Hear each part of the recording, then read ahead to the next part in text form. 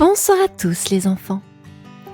L'histoire de ce soir que je vais vous présenter s'intitule Petit chat et sourisette. Cette histoire, écrite et réalisée par le monde des enfants, va bientôt débuter. Mais avant de poursuivre cette histoire, j'ai quelques petites questions pour toi. T'es-tu brossé les dents? As-tu enfilé ton pyjama? As-tu fait un gros câlin à tes parents? As-tu attrapé ton doudou? Bien! À présent, dirige-toi très rapidement vers ton lit, glisse-toi sous ta couverture et ferme tes petits yeux, car l'histoire va bientôt commencer.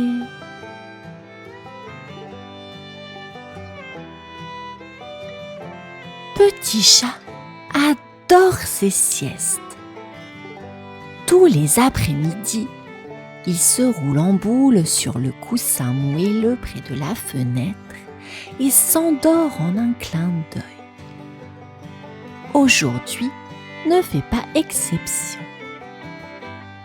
Le soleil brille doucement à travers la vitre et un léger vent fait danser les feuilles dehors. Petit chat bâille longuement et se laisse aller dans les bras de Morphée, rêvant de papillons et de nuages de lait. Mais, dans l'eau, quelqu'un d'autre observe. Derrière une petite fissure dans le mur, Sourisette, une petite souris malicieuse, épie son grand ennemi avec un sourire en coin. C'est l'heure de s'amuser, dit-elle en sortant discrètement de sa cachette. Sourisette adore faire des farces à Petit chat, surtout lorsqu'il dort.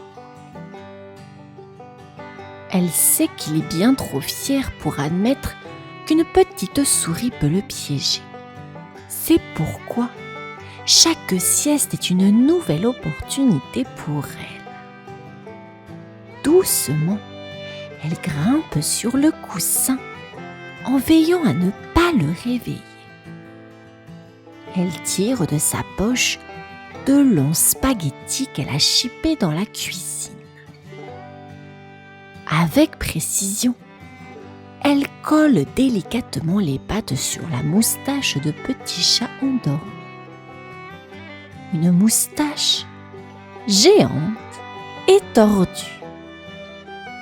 Sourisette réprime un fou rire en voyant le résultat. Satisfaite de son œuvre, elle s'éclipse rapidement, laissant Petit chat dormir, inconscient de sa nouvelle moustache. Sourisette retourne à sa cachette, prête à assister au réveil de son ami et à l'explosion de rire qui suivra. L'après-midi promet d'être très très drôle. Petit chat se réveille lentement, les yeux encore mi-clos. Il s'étire de tout son long, un bâillement gigantesque lui échappant.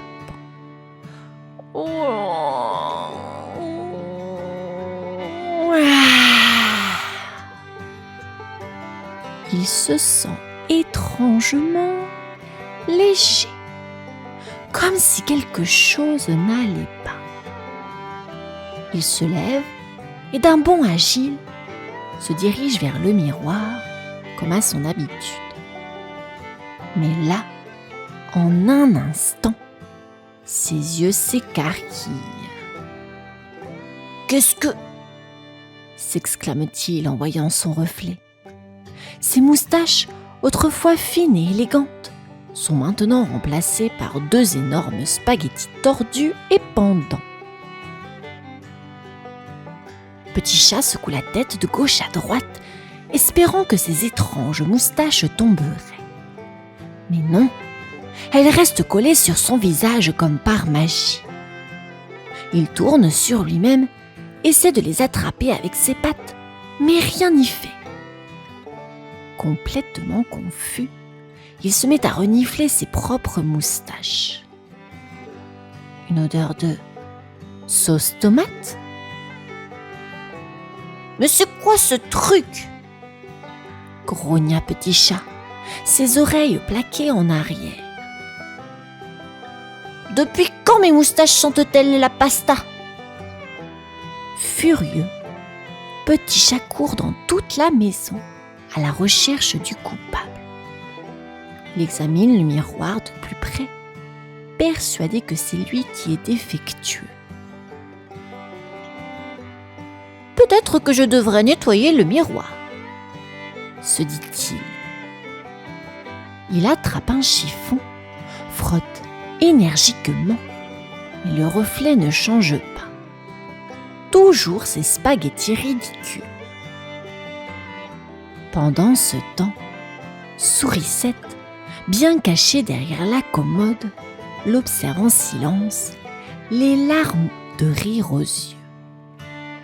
Petit Chat est dans tous ses états, incapable de comprendre ce qui lui est arrivé. Sourisette jubile. C'est la première farce du jour et ça promet d'être une journée mémorable. Petit Chat, encore vexé par ses nouvelles moustaches, décide qu'il ne peut plus se laisser faire. Cette fois, je vais attraper celui qui m'a fait cette farce, murmura-t-il, les yeux plissés et déterminé. Il est sûr que la petite souris est derrière tout ça. C'est toujours elle avec ses bêtises. Il réfléchit un moment. Comment piéger une souris si rapide ? Une idée lui vient. Il va feindre de dormir comme si de rien n'était. Il retourne à son coussin préféré et s'étale de tout son long, fermant les yeux, mais pas complètement. Derrière ses paupières à demi closes, il guette le moindre mouvement. Il ne faudra pas longtemps avant que la souris vienne. Sourisette, cachée dans l'ombre, observe avec méfiance. Tiens, Petit Chat est déjà de retour pour sa sieste. Elle renifle, intriguée. Il se peut qu'il ait baissé sa garde. C'est l'occasion parfaite pour ma nouvelle farce. Sourisette attrape un oreiller plein de farine qu'elle a soigneusement préparé et se dirige à pas feutrés vers le coussin de Petit Chat. Elle grimpe silencieusement, s'approchant juste assez pour placer l'oreiller sous sa tête. Mais au dernier moment, alors qu'elle est sur le point de déclencher sa farce, Petit Chat bondit dans les airs. « Ah ah ! Je t'ai eu !» s'écrie-t-il. Mais Sourisette est plus rapide. D'un geste vif, elle tire sur l'oreiller. La farine explose dans un nuage blanc. Petit Chat est instantanément recouvert de la tête aux pattes, éternuant sans arrêt. Atchou! Atchou! Atchou! Sourisette, toujours plus malicieuse, éclate de rire. Oh, encore raté, Petit Chat. Petit Chat, tout blanc de la tête aux pattes, éternue à répétition.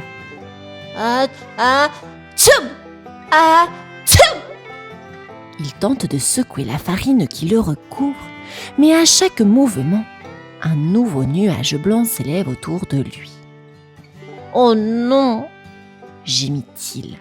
« Je ressemble à un bonhomme de neige !» Sourisette, perchée en haut de l'étagère, rit aux éclats. Alors, Petit Chat, encore essayer de m'attraper? Agacé, mais loin d'abandonner, Petit Chat bondit vers l'étagère, prêt à attraper la coquine de souris.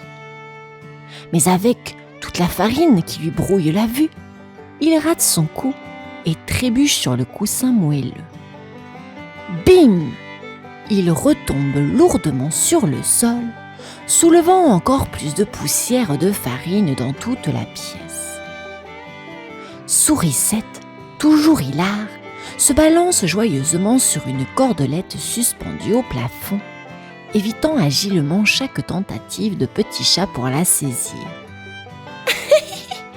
Trop long! Trop long!